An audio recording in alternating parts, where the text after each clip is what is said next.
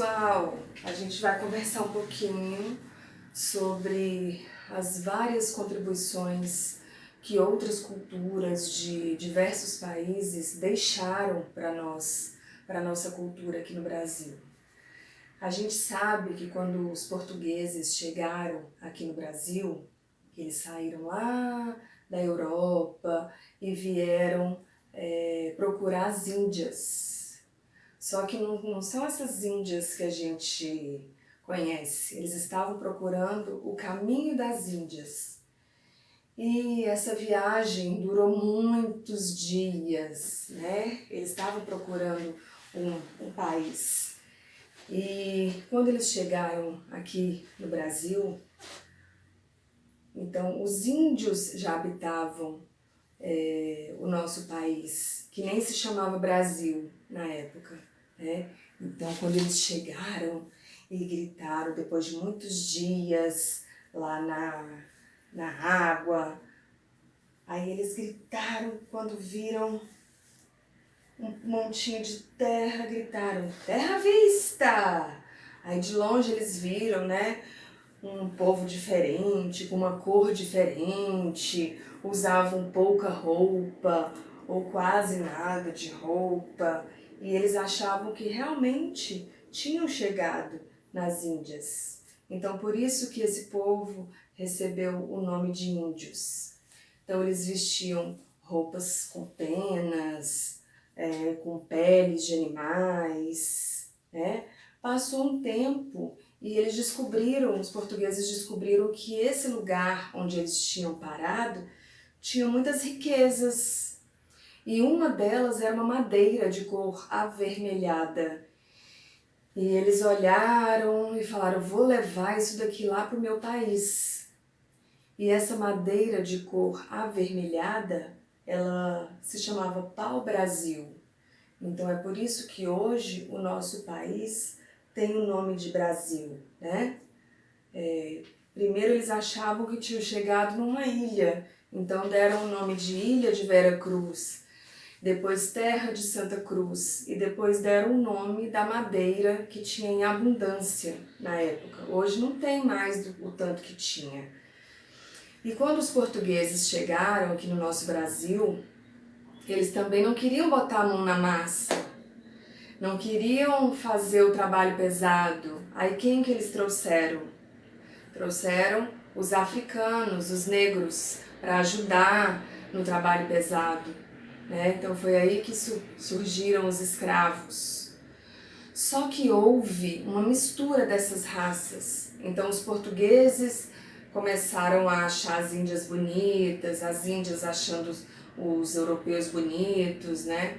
E houve uma mistura de raças.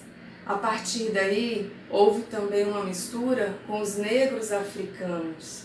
Então hoje, nós somos nada mais, nada menos do que uma mistura de raças, né? E é sobre isso que a gente vai conversar agora, tá bom?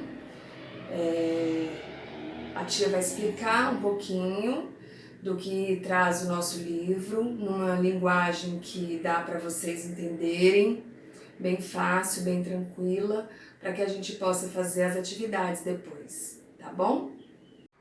Então vejam só que coisa interessante.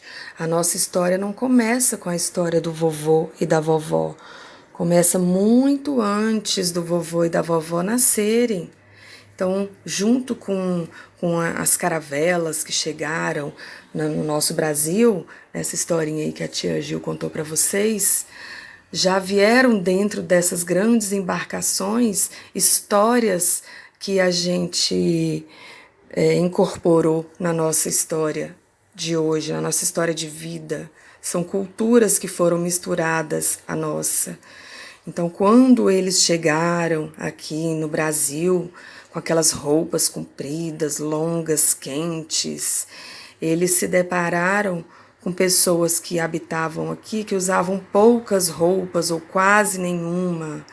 Então já houve um choque de cultura. E por que eles usavam poucas roupas, os índios que já habitavam aqui? Porque nós vivemos em um país tropical. A Bahia, onde eles chegaram, é uma terra quente.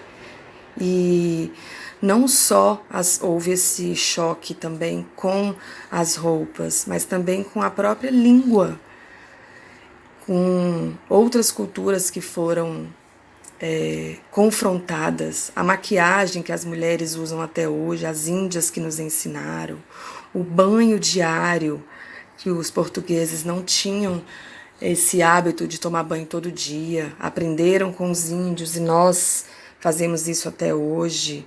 Umas comidas gostosas que a gente gosta de comer, a própria paçoca, quem não gosta de paçoca, né? Aprendemos a comer com os índios. A tapioca, também veio da cultura indígena. E a mandioca, que a mamãe faz, o bolo de mandioca, né, a mandioca frita com peixinho. E uma outra coisa que toda criança gosta também, a pipoca. A pipoca também foram os índios que nos ensinaram. Então vejam só quanta coisa a gente aderiu à nossa cultura, quanta riqueza, é a nossa identidade que está sendo formada. O mais interessante disso tudo é que Deus nos fez únicos e é isso que nos faz tão especiais. E justamente por sermos tão especiais e termos uma história única que só Deus conhece, como é que a gente guarda essas histórias para contarmos para os nossos filhos, para os nossos netos, ou até mesmo para eles olharem quando não estivermos mais aqui?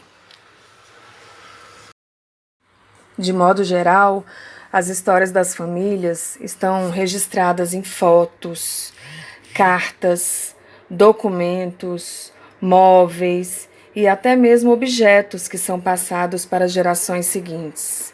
As fotos acabam virando documentos para que a gente comprove a existência de alguma coisa ou a evolução de monumentos que a gente conhece hoje.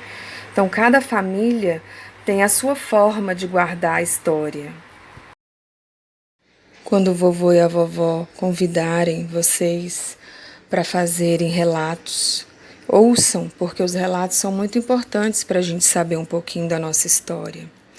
Na minha família, nós fizemos um álbum, ali vocês viram meu avô e minha avó. Nós colocamos o nome de todos os filhos, netos, bisnetos, para que essas informações não se percam. Aí a gente vê meu pai, minha mãe. Observem que as fotos estão preto e branco. Antigamente não existia foto colorida. Mas aí veio a modernidade.